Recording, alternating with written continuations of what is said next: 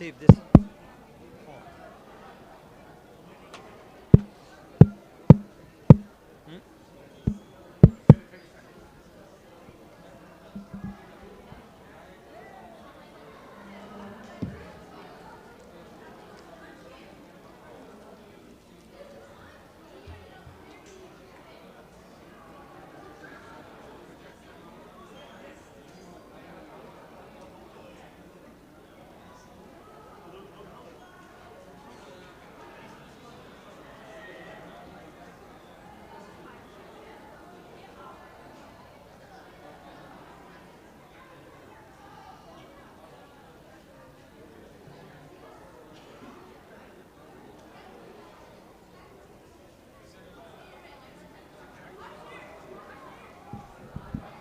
Yes, working. Yeah, you sit on the left.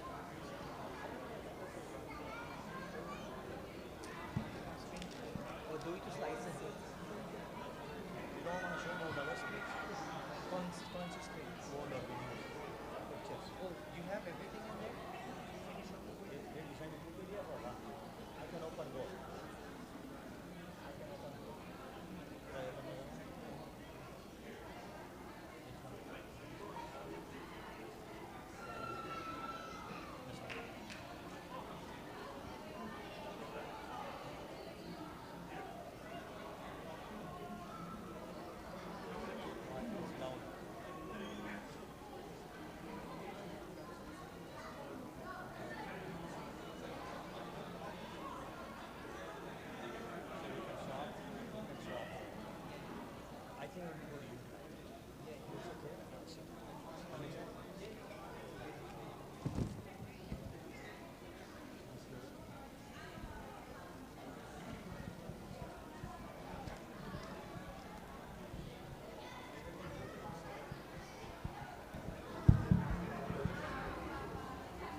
Assalamu alaikum wa rahmatullahi wa barakatuh. Brothers and sisters, and my beloved kids, we need your attention. Today is not going to be a boring session. It's going to be very interesting, inshallah. Inshallah. So, Rabbi shrah li sadri wa yassir li amri wa hlul 'uqdatam min lisani yafqahu qawli. So, brothers and sisters, inshallah, tonight topic is Masjid Adab and community responsibility. And we are looking forward to have a very interactive conversation, inshallah. And again, we have Brother Maqsood here, who will be really sharing his journey, all the great work that you see in our masjid. So before we start, I just want to really take just a minute to talk about how we are really going to have a conversation. So as I said, it's really more like question answer style. So it's not a lecture. It's really ultimately the objective is that we as a community, we together can bring the change. One person cannot bring the change. So with that, I think there are three themes that inshallah we will focus. Number one, that this masjid, the house of Allah, is an amana. It's really a trust from Allah. As Allah says in the Quran, that Allah commands us to fulfill His trust. And that include obviously the caring for His masjid. So that's number one theme, that just keep in mind that this masjid, we are very blessed that this is a trust from Allah. And number two, everything that you see here, and I don't know, some of you may have seen the mansion bathroom that may Allah bless Brother Ayman and team and Brother Maqsood and whoever else was involved, right? And all the great work that you see here, right? That is really the tireless efforts of day and night, all the volunteers who have been really working really for the house of Allah and for all of you. And again, this is the most important thing here is I want to underscore volunteers. all the people who are volunteers here, they are working for the sake of Allah. Masjid is not paying them even a penny. So as Prophet Muhammad Sallallahu Alaihi Wasallam reminded us that the most beloved people are those who are most beneficial to others. So please take a moment to really recognize all the hard work that volunteers have put us to really kind of take us to this, to protect our masjid, to protect this amana from Allah. And number 3, caring for this masjid is not just the responsibility of volunteers. This is the shared responsibility for all of us.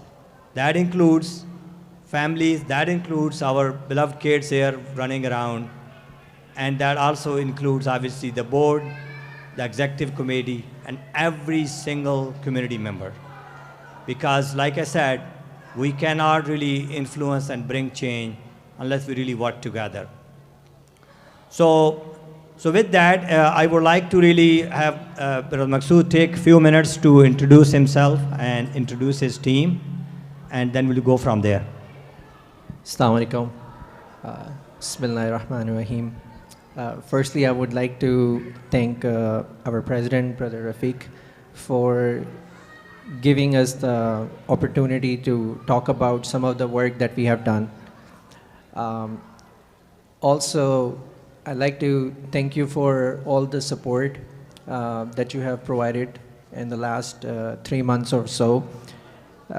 Without your motivation, it would not have been possible. So, may Allah bless you for all what you do. I mean, we have a team of about 16 brothers and sisters. You see their names on the screens. Some of them, they work in an advisory role. Just think of them that they are sort of like, they bring inside information to us. Brother Ali is laughing there. They are the ones who tell us, you know, that happened, you should fix that. All the valuable feedback they could collect from different people. So it gets to us. So we have different, it's a very diverse team. So that way we are able to hear each and every one. So that's one thing. And then we also have Brother Ayman, who works with us in an advisory, so as a board member also, plus advisory. He's got the most information about the building. One thing I also wanted to mention, and I think it's important to know that all the volunteers over here, they don't get paid. So they're working for the sake of Allah in hopes that we are rewarded and our work is accepted. So that's one thing. And in our team, a lot of brothers, it's important to know this, because the reason I'm saying that is we should not be, as community members, living in an ignorance that this huge 50,000 square feet facility is operating on its own. There's quite a bit of workforce, and it's voluntarily, right? I can't believe Usman did it just by like handful of few for 4 years. Alhamdulillah, we have a big team now, so that helps. But what I'm trying to say is some of us put 20 to 30 hours every week. Some of us work 2 hours, 3 hours per week, whatever they can. But it all depends upon the niyyah, right? So if you want to join the team, you are more than welcome. And we welcome everyone. There's a lot of dedicated people in this team also. They will go above and beyond. They almost work like how we work in corporate sectors. Yeah, Hasib is laughing. Hasib has been the biggest disappointment in this team. But I'll leave that. I know I told him like I'm gonna have something specific for him on 27th of Ramadan, inshallah. So I'll hold on to my words. But Hasib, mashallah, is such a blessing for us, and I'm trying to pull him and be more active in our team. Yeah. So that's pretty much our team. And then lastly, I wanted to say this building team works on 3 divisions. So one is the facilities management, right? So that's include if something breaks down, any plumbing issues, any electrical issues, parking, not the parking part, any equipment within the building gets faulty or not working the way it is intended to, then we work together and find a way to fix it. Then we have the security in parking, and this includes surveillance cameras, this includes the parking, making sure like Friday, Jummah, we have Ramadan coming up, so will be high traffic, a lot of people coming in. We just want to make sure everything comes in nicely, safely, and they leave the place in a nice way. And then third, which doesn't get talked too much about, we have seen an influx of a lot of nikahs and marriages, other private events, some private halaqas. We have been hosting those pretty regularly on a regular basis. So at times like twice or thrice a week. Even we had seen an increase in janazas as well in last 6 months or so. All this requires a lot of logistics on the planning side, cleaning side, and a lot of the work that we do. It requires a lot of planning, discussion, coordination, approval from the board, Brother Rafiq, and then the review of the quality work. So it's a process. It's not that one or two individuals are working and they're making decisions. We do a shura, and whatever makes sense and makes there's a rationale, we go by that. Jazakallah, Brother Maqsood. And Brother Maqsood is very humble. To be honest, when I was asked to really take this role, and I told myself that I don't really have a time and I don't think I can really do this. And one of my big concern was really this building and maintenance, because I have no experience at all. And like Brother Maqsood said, may Allah bless Brother Osman, right? Somehow he made it. And I think when Brother Maqsood actually took this role, he just made it so easy, not just for myself, for everybody. He kind of went beyond. May Allah bless him and his family. He is working day and night, and you can see all these changes. And one other story that I would really want to share is that last week, we had this big 40-year anniversary for the Islamic Council of New England. Basically, that's a council from all the masjid in the New England area. And we had the leaders, board, and the president from all these masajid in our masjid. And I think I received multiple recognitions that this masjid is special. This masjid team is special. Like, you guys are so good. So, like, for example, that's all the sign that you see. Like, a lot of board members, they reach out to me and say, can you really tell us from where you got it? We want to do the same thing for the masjid. So this is really an example of this excellence. That, this one person cannot do this, right? So I'm really sharing this, that Brother Maqsood, may Allah bless you and your family. You really made this easy for me. I don't think I could have done this by alone. And obviously all other EC members and the board members here, right? It takes a village. Whenever you really want to take the house of Allah, like I said, this is really a manna from Allah. And if you want to take this to the next level, all of us need to work together. One person cannot do anything. So, Brother Maqsood, would you mind really, I know we recently put together this week policy, right? And some community members really liked it, some did not like it, right? Can you really share your perspective that why we put together this week policy, why it's really so important, right? Yeah. And what kind of challenges you are really facing? Yeah. So I still remember Brother Saqib called me maybe 18 months ago or 2 years, roughly around that time, and he said, one of the brother is resigning from his post. Do you want to replace him? And I said, sure, I'll do that. So I worked with Brother Usman for almost 14, 16 months. And it's crazy how much of time we spend on things that we really should not be spending time on. It drains our energy. It drains so many other resources, finances, and just the troublesome. It's also very demotivating at times, right? Because what we do is, when you reinforce policy, there's always resistance, right? So you always thought of someone a negative person. It's very, common to perceive. But the thing is, like, we decided, okay, we should have some rules, just like we have rules everywhere. Like, you go to TSA security, there are rules, right? You have to follow and stick to it. So one thing as a team, as a building maintenance team, we decided, okay, we're not going to waste our time. We're going to be very fruitful and make efficient use of our time. And one way we can do that, if we have a policy that is just entirely based on the sunnah and the principle that we follow as Muslims, it will be great, because that way we have a roadmap and a clear understanding of what are the expectations are to the community. We can save ourselves from so much of hassle. So I want to give you a quick background of this WIG policy. This WIG policy is a 3-page document. How many of you have read that? Just curious. Has anyone had a chance to read that? Okay, I highly encourage you, if you have not, especially the parents and the mothers. It's very important to you read that document. We were 16 of us as our team.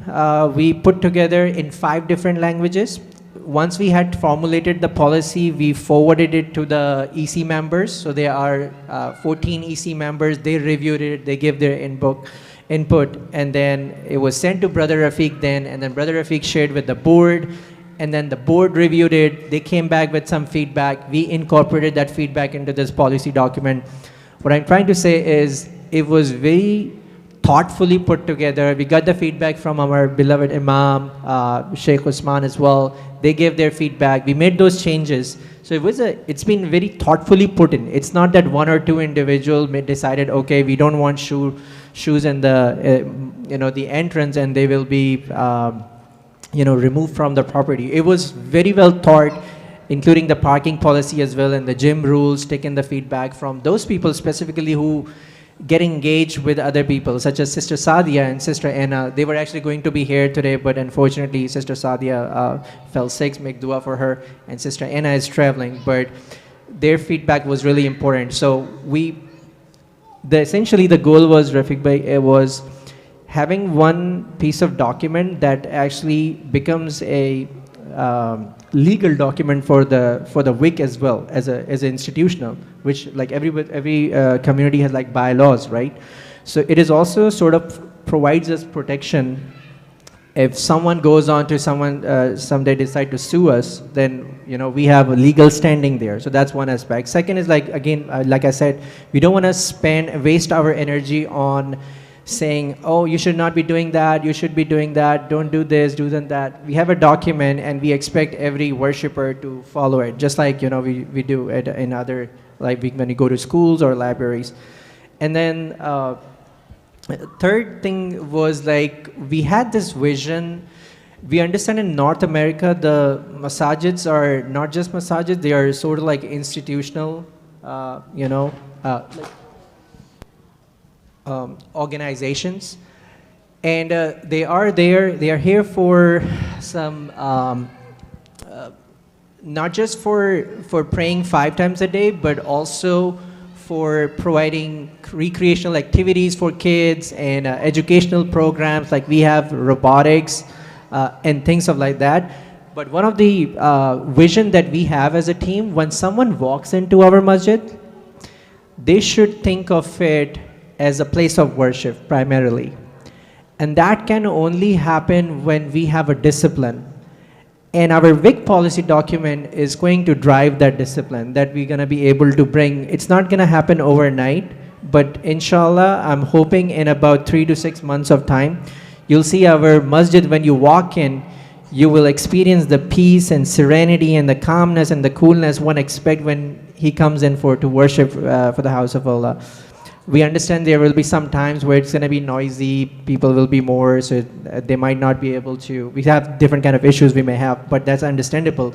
But generally, when someone walks in, even the non-Muslim, they walk in, they should be blown away by the serenity of the place, the ambience, So we want to provide the ideal ambience for our worshippers, that when they come in, they really pray and get engaged with Allah subhanahu wa ta'ala. So those were the 4 reasons that we put together those big policy documents. Now, Jazakallah, Rasul, very well said. I guess maybe just to reiterate few things, right? That is at the end of the day, as we started, that we are very blessed to be present in house of Allah. We are really guests in house of Allah, and it's our collective responsibility to take care of this house. And to Brother Maqsood's point, we are going to feel that peace only when this house is clean, when the parents comes in and they're not really afraid of their kids, then maybe their kids might do something bad, right? So in other words, to Brother Maqsood's point, it's all about discipline. Because even like, for example, we are praying 5 times a day, and at the end of the day, if prayer that 5 times that cannot really bring that discipline in our life, then that maybe that prayer is not really that useful. So to Brother Maqsood's point, you are really going to have that peace in house of Allah when you really have that respect and honor and protect that, right? And follow the rules and regulations. So, and again, I think maybe just a follow-up question for you, Brother Maqsood, right? So one thing that I learned from you, right, and also personally experienced, that when we put together this policy, especially when it comes to no food upstairs in the musalla, or no kids can play with the ball in the social hall, right? Mm-hmm. And I know like some of the parents, for good reasons, they did not like that, right? And so can you really kind of shed the light on that, like, and why that was put together and why that's so important to really protect this house of Allah? Yeah. So we have a system at our masjid, it's called Mohid. Mohid is a platform where every money that comes into the WIC, it gets entered into the system. And whatever money is used, say for paying bills or paying for any contractor or vendor, it gets expensed out in the system. So that's why we keep track of like what's money coming in, what's going out. But for a very long time, we were not doing a really good job of keeping track of where exactly the money is being spent within the building, for example. So for example, we want to do a math on, we spent $60,000 last year in building. Where exactly was that money spent, that 60K? Where's that going, right? Whether it was cafeteria or social hall and all that. So what I did, I started keeping track of each of these records, right? So since August, we spent $30,000, approximate number. It might be little more because I made a couple of payments today, but roughly around $30,000 we have spent since August. 22,000 roughly of that were in building maintenance and improvements. So you see a brand new looking cafeteria, you see the passages painted, the railings, some data locking system everywhere, so everyone has a restricted area, fingerprint access, those kind of things, right? But $8,000, which is a pretty big amount, that amount was spent on damages. And how did we have these damages? We had these damages from kids running around and pushing each other by force, banging the glass windows, the glass doors. Glass door itself was $4,000 expense to fix. Bringing the sporting equipment or gear to the musalla or the cafeteria and then hitting the balls, damaging the ceiling tiles, lights, those kind of stuff. And I thought maybe, that $8,000 could be spent on something else. Maybe we can have a digital scoring system in a gym for kids, right? They can play in the gym and have fancy equipment that they can use for their sport. So another reason this policy should help us, cut down our expenses. We could have saved this $8,000, and this is just 3 months, right? Imagine on that rate, 3 times 4, 12, so 8 times 4 is $24,000. We could save $24,000. Yeah, 32, right, $32,000. So I see a potential that, in the future, we should be spending less amount of time on building that we spent because of just damages. I'll give you one quick example. We had one small incident in one of the bathroom. It's just the faucet that came off. And you would think, you would just rotate it and it will just work out and settle and found its place. But we had to eventually remove the whole thing because the new equipment that we have in our restrooms is actually not complies fully with the US products. So it has a different pipelining system. It's imported from UK, from European. So they have their sanitary connections that work over there. So just for that small thing, we ended up cutting the wall, removing the whole thing, removing the potting, then put it in back, make the connections, and then do the potting back again, repair the wall, $2,400. Which would have been rotating the faucet clockwise in one direction, but the way the design I don't know, but the way the design of the whole equipment is, it ended up spending $2,400. So things like that, we should be able to. So if you have a kid going to restroom, parents just go and make sure they're not destroying any equipment, they're not playing. Another complaint that was like, we had a manual dispenser for paper towels. Now if you walk in, if you see, it only dispenses one sheet at a time, or we have a auto sensor as well. So everything is going into this masjid, all the improvements is thoughtfully going in. Again, if you notice, one is manual, one is automatic, because we are just collecting data. We just wanted to experiment whether the automatic is the future or we want to do a manual one. So I want to ensure everyone, like every penny that's going into building maintenance, it's very, very thoughtfully spent. Alhamdulillah. Jazakallah, may Allah bless you and your team. So maybe just kind of continuing with that theme, right? As you mentioned, like, that's a lot of money, right? And like you said, that money could have really spent on a lot of great things, as our vision is to really take Vic to the next level, right? So I guess I'm just a follow-up question on that, right? So what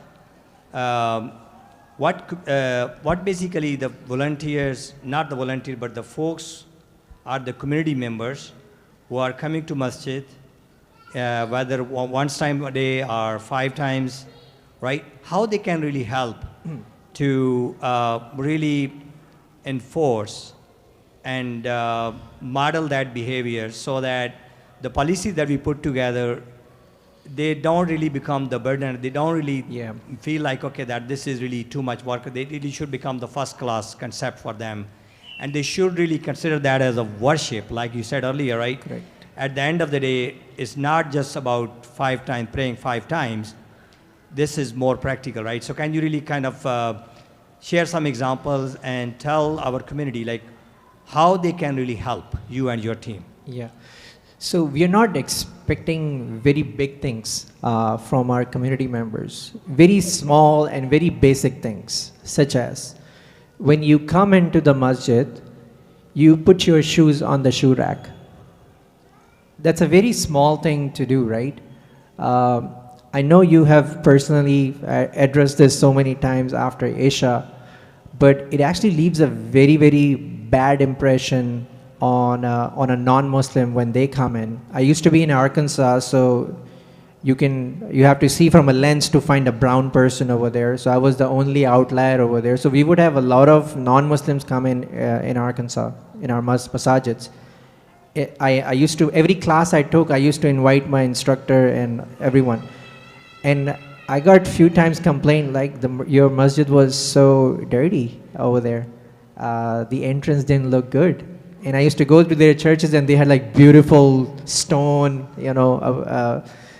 and I used to think about that. And so one thing, when we took the charge, we said like, we want to improve the front entrance of the masjid. So if you notice those flower pots, they were colored black with golden borders.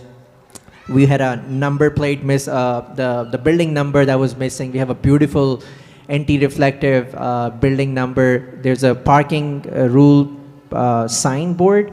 It's 24 inch by 48 inch. That's going to get installed at the front of the building exterior. I'm sorry, what was the question again? I just kept going. No, I think it's, yeah, so you highlighted basically, Yeah. the question was, okay, what are the things, how community can help? And I Yeah, think you nailed it. okay, Like, yeah. is, one is, yeah, how about you complete your thought and So then I can. yeah, just had one more thing on that note. Just from the stats that I've collected, I'm gonna come back to the damages that I was talking about, because that should be the talking point, because that is the biggest hindrance for us. Most of the damages, they happen before and after Quran class, which happens 4 to 6, Monday to Thursday, and during Halaqa, and on weekends, usually when we have an event over the weekends. Most of the damages happen on those days or those times. And one of the biggest reason, I want mothers to listen to this, please. You can hate me for that, but I have to say it. You cannot leave your kid at the masjid. Masjid is not a daycare. If you leave your kids unattended, they actually go wild. I'm really not, I've seen cameras. By the way, we have 54 cameras. Every inch of this building, inside and outside, we have cameras. So we have a team of like at least 3 people who are dedicated to just looking at the cameras, like who's doing what and collecting all the data and then getting feedback to brother Sheikh Usman. Sheikh Usman, this is what's happening. Brother Ismail, who runs our Sunday. So if you can just make sure, just like school, right? If the pickup time is 3 o'clock, you are already there at 2:50, right, to pick up your school kid. You have to do the same at Masjid as well. So if it's a Sunday school, it's 11 to 1. You should be here at 12:50 to pick up your kid. Similarly for the Quran class, we have 150 students over here. Technically, it's not possible for Sheikh Usman to monitor all those 150 kids. It's a complete chaos. Believe it or not, if you are here, the whole building is like buzzing. It's vibrating when between 4 to 6 because of the mechanics of the building, right? They're running around after the class is dismissed. It would be nice, and we've been talking about Sheikh Usman as well, like what we can do. Maybe we can have a model that works at public schools, that kids come and the parents come in to pick up, and we have one person outside with a walkie-talkie, and that tells, hey, Yusuf's parents are here, and Sheikh Usman said, Yusuf, you go downstairs. So that's why they're not unnecessarily, here at the masjid, because we want parents to keep an eye on the kids. That's the most important thing, and that's where most of the damages happen, when the kids are just by themselves. And we have seen that, Usman knows, we have seen parents, in Ramadan, they'll leave their kids at night, and these are like 8, 9 years old. They're not like, adults, yeah. Just want to add to that. I have 5 kids, but I have 2 young kids as well. Like one is old, one is 11-year-old. And I think to Brother Maqsood's point, as a parent, it's our responsibility, not just for mothers, but also for fathers, to teach the kids manner about masjid. Obviously, we want them to spend time in the house of Allah.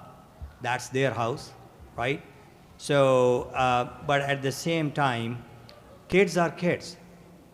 When kids like who is just 5, 6, or 7, or even 10, or 11, or 12 years old, and you're going to leave them alone, they're going to get wired, like to Brother Maqsood's point. So the most important thing, I want to take that one lesson from today's talk is really that, spend time, tell them the manners about the masjid. When you are in the masjid, what are the things that you should not do? Same time, and kids, by the way, they are very smart. And we as parents, they are watching us. So we need to really also think about be their role models. So one thing that I just want to add to, in addition to what Maqsood just said, is like we are going to have, inshallah, leisure dinner downstairs right after this talk, right? So it's not just volunteer responsibility to clean the tables and put all the plates in the trash and everything. It's still our collective responsibility. Like we say, that takes a village to really influence and bring the change. And all of us, it's our collective responsibility. And it's like a very easy to Brother Maqsood's point, there are very small things that we can earn this lot of good deeds for free without lot of effort. How long it takes to put that shoes on the shoe rack, right?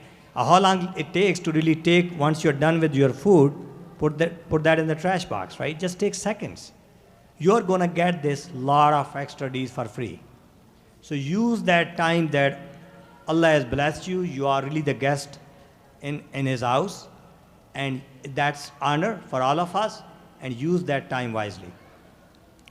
So I know we probably want to really kind of move towards really wrapping up this before we open for questions and answers.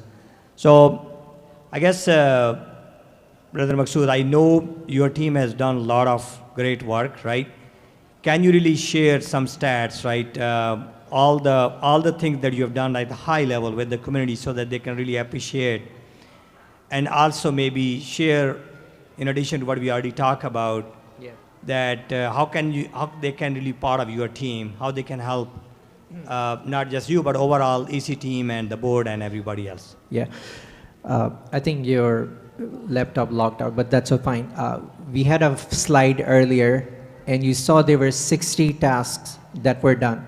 So in about 140 days. So we are roughly wrapping up 2 tasks, 1 task every 2 days, right? So if you do the math, we are roughly finishing up 1 task every 2 days. And each of these tasks requires a lot of planning, a lot of coordination. Sometimes, what happens is someone is supposed to come in for inspection, and he says, okay, I'm going to come in at 8 o'clock. And then you're setting your schedule for that day. Okay, I'm going to be here at the masjid. But then he calls you, I'm going to be there at 11 o'clock. Then how do you manage, right? We don't have a building manager or something. We are volunteers with full-time jobs.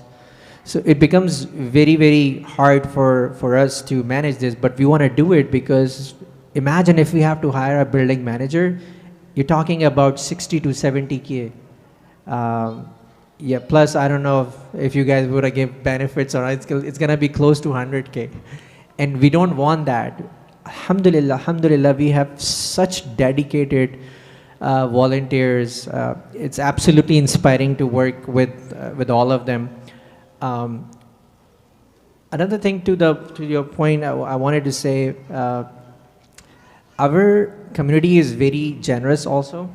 As we have seen in the past, we have new carpets coming in.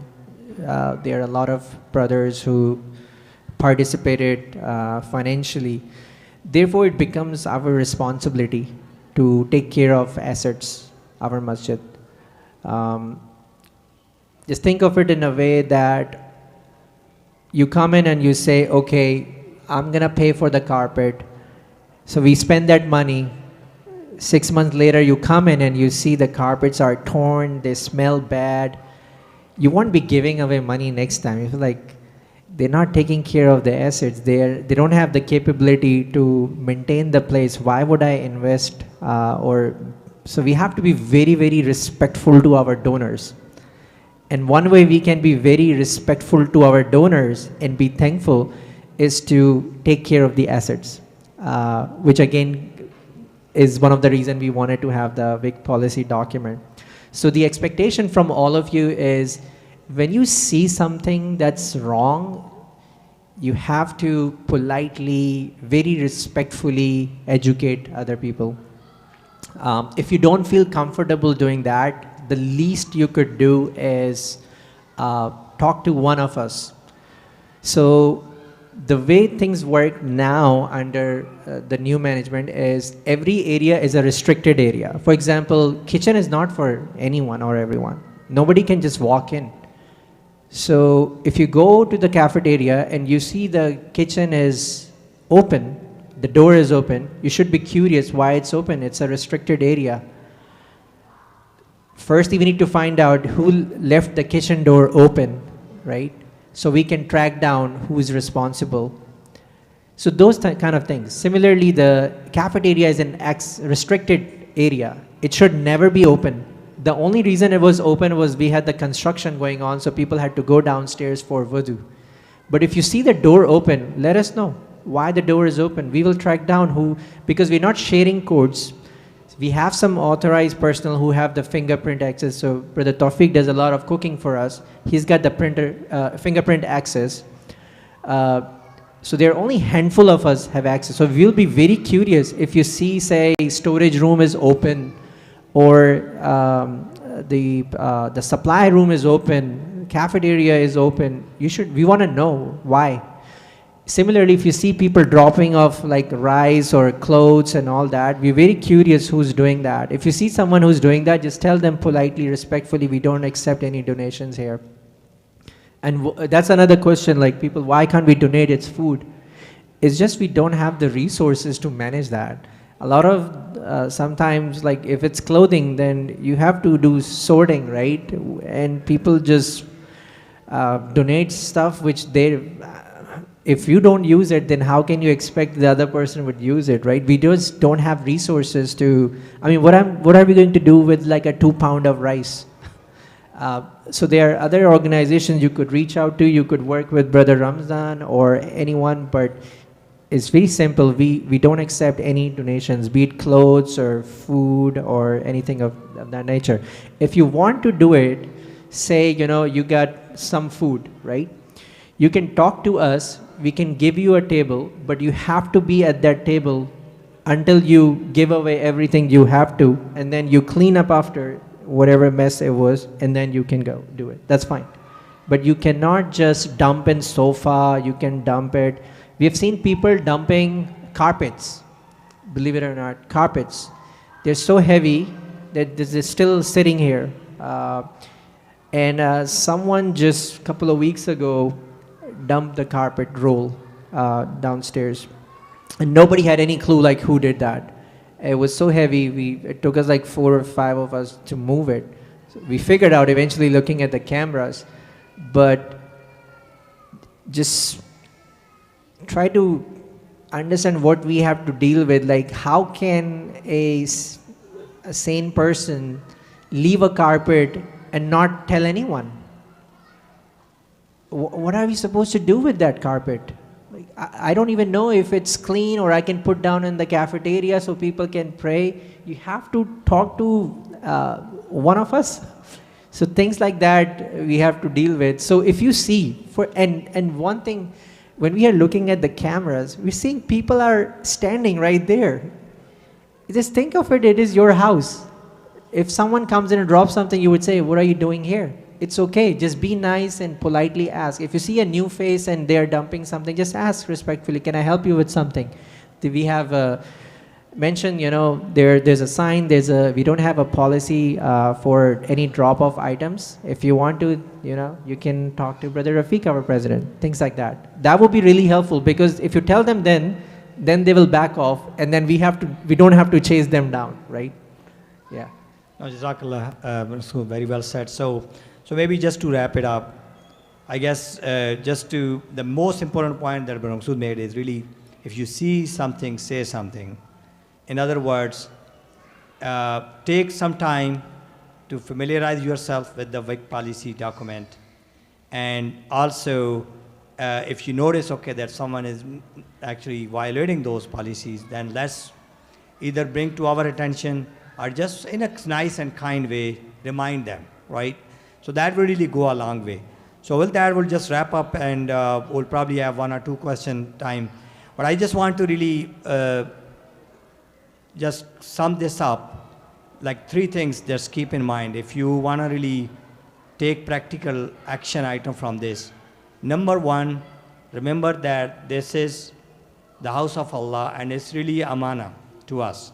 And it's our collective responsibility to take care of this amana. And number 2, all the volunteers here in the masjid, They are working for the sake of Allah. Like Brother Maqsood said, that masjid is, they don't really get paid off. So at least if you don't have a time to help them or be part of their team, that's okay. But at least be respectful. If they reach out to you to enforce the policy, just be respectful, right? And obviously, I always remind myself first that when we are approaching each other, we need to be kind and nice, right? So that's really the second point. And third thing is that, as Brother Maqsood highlighted, right, that alhamdulillah, with all your help, we made a lot of great progress. And this community, we are very fortunate to have all of you, right? All the donation, and we obviously cannot really do all of this without your help, right? So just keep in mind that this is our collective job, and inshallah together, if we are working together, one person, either Rafiq or Maqsood or EC team or the Saqib or Osman or Imam Saab, one person can never bring a change. All of us need to work together. I'm sure we'll have different opinions and differences, but we need to keep those aside and work for the sake of Allah, and inshallah take this work to the next level. So with that, inshallah, we'll have time for maybe one or two questions.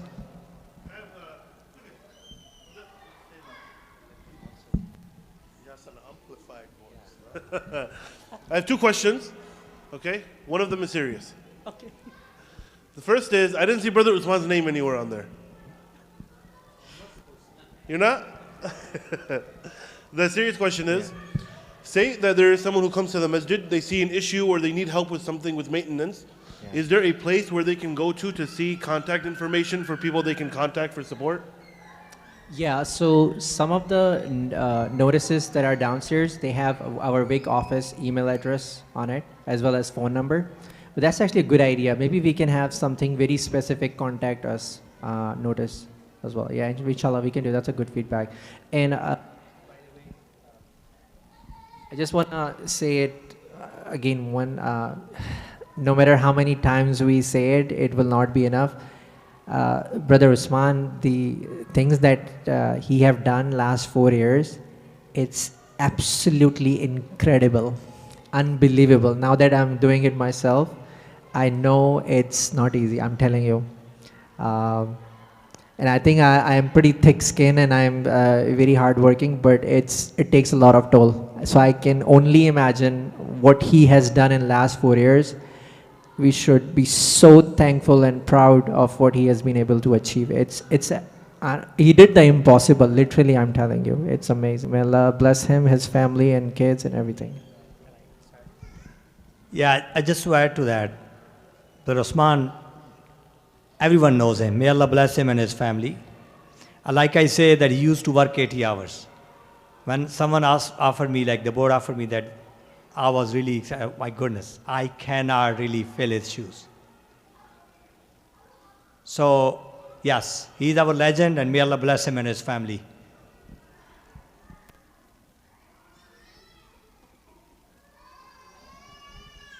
Assalamu alaikum wa rahmatullahi wa barakatuh.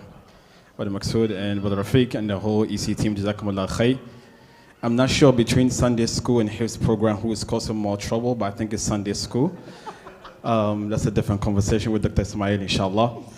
I think I have two questions, inshallah, for you. So I know that we've talked about this in a private meeting. So if a kid in this masjid, for whatever reason, breaks something, does something that they're not supposed to do, right? And it's supposed to cost us money. Are their parents required to pay for that? Right? Like, what is the policy regarding that? Because there's been instances like that where we've spoken about it. Some parents are like, okay, listen, I give sadaqah for the masjid. Why do I have to pay for that? It is not my child. We look at the camera, we see the kid hitting the wall, intentionally or not intentionally. What is the policy for that? Are parents required to pay for, to pay for those damages? That's number one. Number two is that if a kid is misbehaving and, they're causing trouble, like Sunday school kids, and my kids too, they're causing trouble, whatever the case is. is the building maintenance people, are they supposed to talk to the kids directly, or are they required to find the parents of these kids to talk to them? Because the issue that we're having right now, a lot of the parents are saying that you have no liability to talk to my kid whatsoever regarding whatever behavior, right? So what is the policy regarding that? Are you going to talk to the kid? Are you going to find the kid's parents so that we can have clarity on that? Because I know a lot of parents are here and they might be thinking about that. Jazakumullah khair.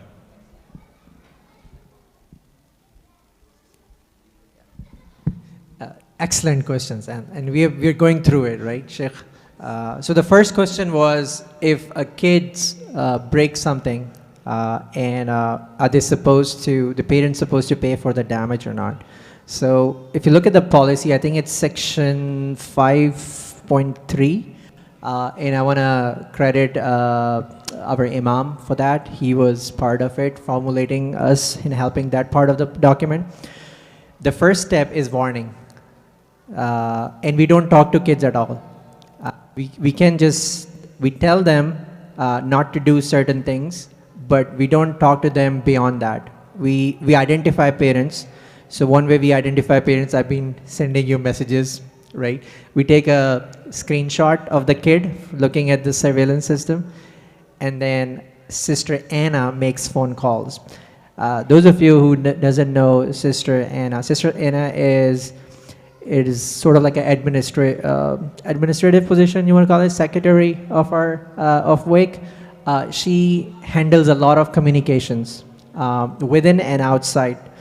So she's the one who makes phone calls to the parents and tell, again, very nicely and very respectfully, hey, we are seeing these issues. Is there any way we can help you? The second step, if the kids does something again, and this is disciplinary / any damage to property, then we write down we should be writing a letter and giving to the parents. And the third is, which I hope we never go over there, which would be banning that kid from the masjid, like a 7-day ban or 10-day ban, depending on, and that comes after shura, right? If it only happens once and the damage expense is less than $500, we don't ask for the money. But say if someone already had a warning and then second time they did it again, then the parents have to pay for it. And right now we have one incident where 3 kids were playing with the American football in the social hall.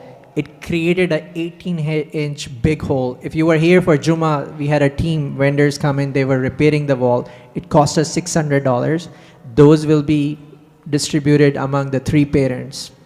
Even though only one caused the damage, but because 3 kids were involved playing together, so it would be fair to distribute that repair cost among the 3 parents. So the answer is depends upon how big the damage is, and also the history of that kid, because we're keeping track of, we already know who are those kids we have given 1 warning, who are those kids who we have given 2 warnings, and who are those kids we haven't given any 3rd warning yet, but we have already spoken to their parents. And what was the second question, Sheikh? You had a second question also, right? I think you answered that? Yeah. Jazakallah. So I know, I'm sure you guys are hungry, so I think unless there's any quick question, we'll wrap it up.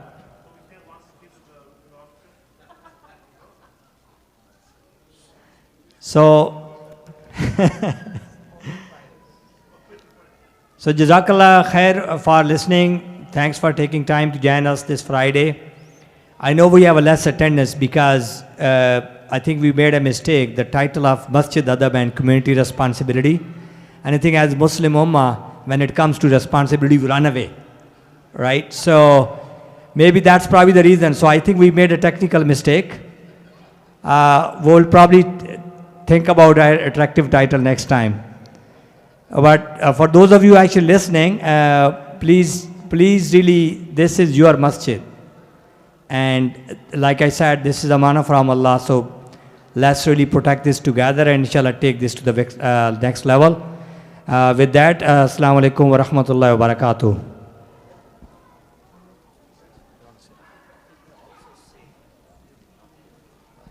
अभी बोले if anyone comes and asks for money in the masjid, it is not approved by WIC, right? So maybe at some point you may maybe next time.